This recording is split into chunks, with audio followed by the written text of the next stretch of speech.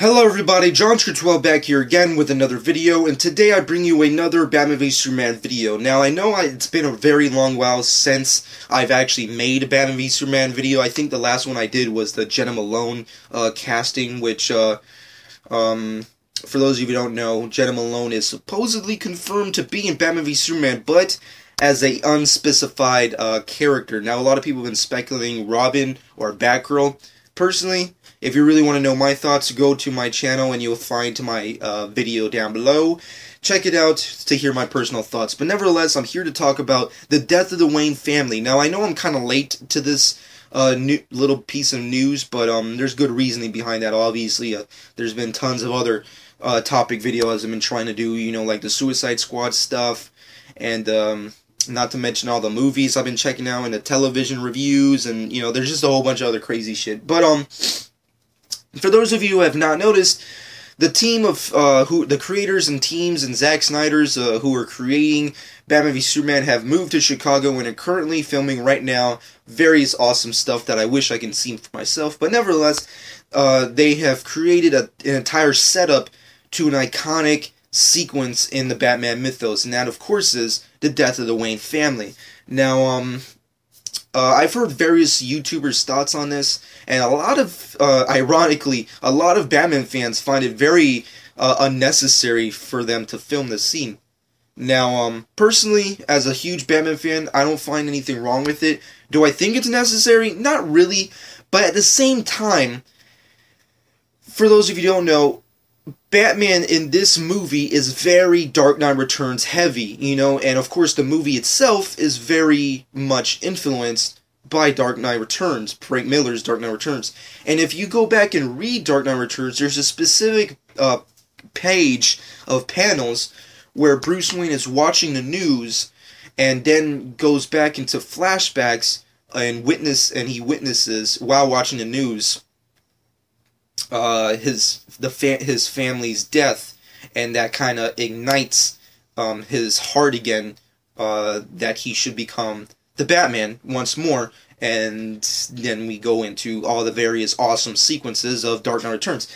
Now, first off, you know, based off that, I think it's a good thing that they're actually doing this. I mean, and also, I have to give Zack Snyder some props, and I think a lot of other people should.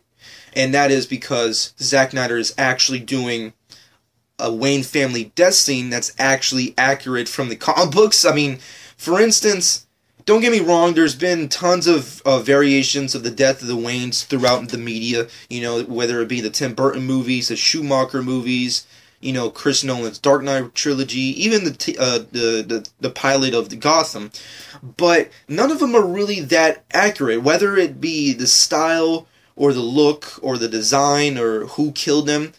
Majority of them are very much 50-50. You know, they get whether or not they get the feel, they don't really get the comic book accuracy.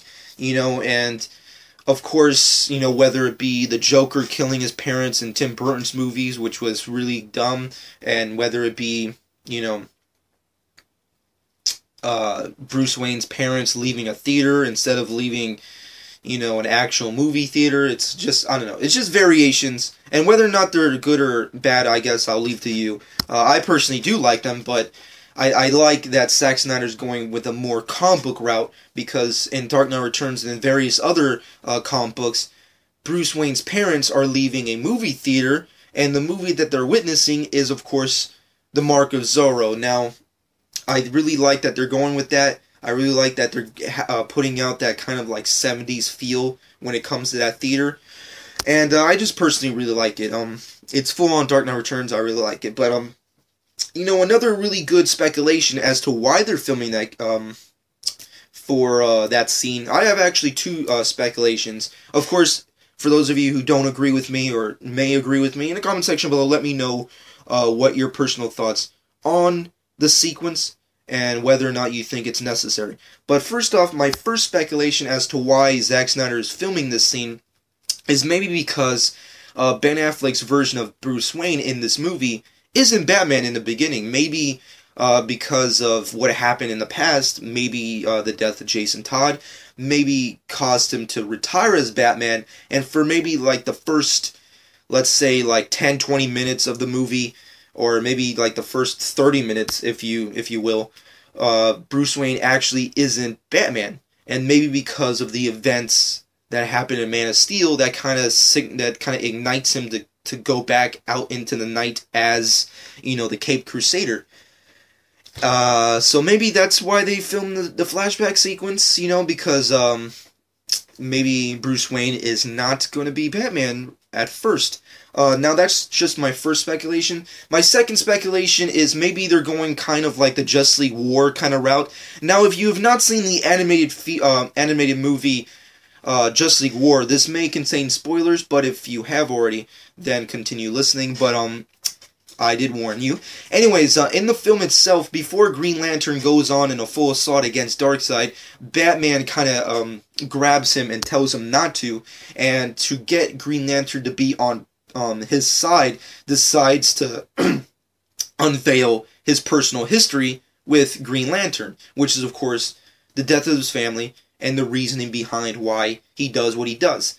Now, maybe they're going to do the same sequence in Batman v Superman. Maybe somewhere down the line after Batman and Superman fight, Batman decides that obviously he can't beat Superman, so maybe he needs to join forces with him and cause Superman to believe that it's okay to join forces with the Dark Knight. And maybe he reveals his past, which is, of course, the death of his parents, and how they're very similar in a way because they both obviously don't have parents. Well, Superman has an adopted mother, but I don't know. That's a whole nother thing. But anyways, maybe that's one of the reasons, and then we go to a flashback, of course, of the iconic sequence of Bruce Wayne and his parents leaving the theater after seeing Mark of Zorro, and then they die by Joe Chill in Crime Alley. And I hope they actually call it Crime Alley this time. It would be pretty badass. But nevertheless, that's my speculation. What is your speculation as to why they're filming this iconic scene? Let me know in the comment section below. And also, other news in the Batman v Superman world. I was going to make a separate video on this, but I'll just talk about it anyways. Jeffrey Dean Morgan is apparently, supposedly supposed to play Thomas Wayne. It hasn't been confirmed, but a lot of people are speculating. So, is he going to be playing? A lot of people think he is. I really don't know. I personally like the actor, so it would be cool if he did play, personally, Thomas Wayne. But I guess it really depends on whether or not Zack Snyder or, Jeffrey or, Warner Brothers actually confirms it. Then again, it's just a small little scene, so it doesn't really matter at this point. But if he is playing Thomas Wayne, that would be pretty badass. And it would be actually cool to actually, see him have more lines and just like, I'm sorry. Anyways, besides that, also I really wanted to mention, apparently KG Beast, yes, the character of KG Beast, is supposedly going to be featured in a little tiny assassin sequence in Batman v Superman, and supposedly the reason behind KG Beast appearing in Batman v Superman is supposed to be a segue to the Suicide Squad movie, because of course, as you all know, KG Beast is a part of the Suicide Squad. So, based off that, I do like it. I do think it's pretty cool. Now, who does he kill is very interesting. A lot of people have been speculating that maybe he's the reasoning behind a very important possible funeral sequence in Batman v Superman. I'll probably talk about that in a separate video. But nevertheless, we all know that he might appear in the movie. And also, a lot of people have been speculating that maybe he fights with Batman in this movie, so that's pretty cool. Nevertheless, KG Beast might be in this movie. And of course, Jesse Eisenberg, will he be the president? Now there's another thing that may also prelude to KG Beast. A lot of people have been speculating that maybe Jesse Eisenberg, the reasoning why he's so villainous in this movie is because he's running for office. That's just a really big speculation. It is possible, and it is a cool plot point that they could run with, especially with the actual Man of Steel sequel. But I guess as of right now, this is all just real speculation. But nevertheless, for everything I had to mention, in the comment section below, let me know what you personally think. Subscribe to my channel if you've not done so already. I hope you guys enjoyed this. Been John.